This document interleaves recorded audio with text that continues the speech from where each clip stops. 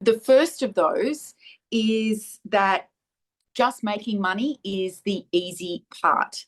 Now, it might seem to you like it's actually getting enough clients or customers in your business that is the hardest part.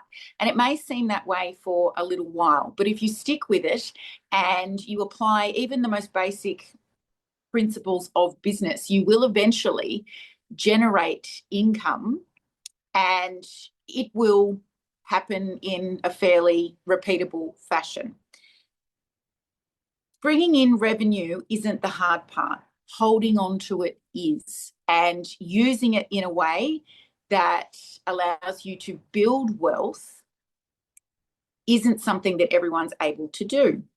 If it was, you'd see far more wealthy people in the world, even far more people who had just better outcomes in the world.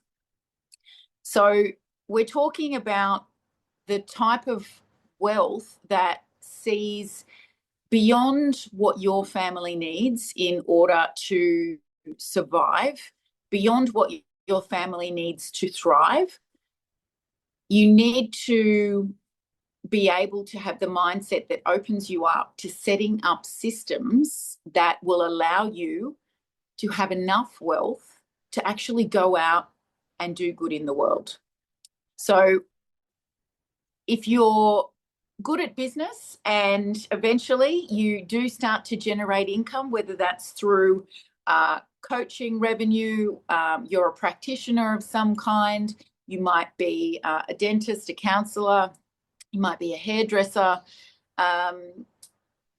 you will learn to bring in revenue, but you might discover that your expenses always equal the amount of revenue that you bring in.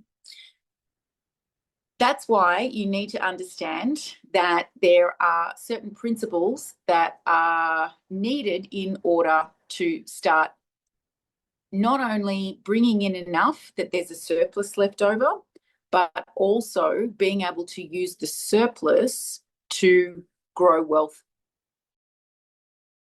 that lasts. So you've got to unlearn that actually bringing the money in is the hardest part. It's not eventually it becomes the easy thing.